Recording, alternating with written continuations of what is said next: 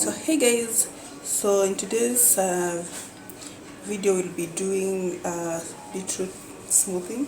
So these are frozen beetroot, as you can see over here, and also I have some bananas to make the smoothie a little bit thicker and to add a little bit of taste, because you know a lot of people don't like beetroot, me being one of them. But then beetroot has so many health benefits, so we have to make an effort of at least adding it into our daily healthy routine.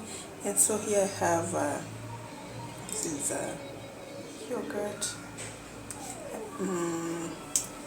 milk, how do you call this,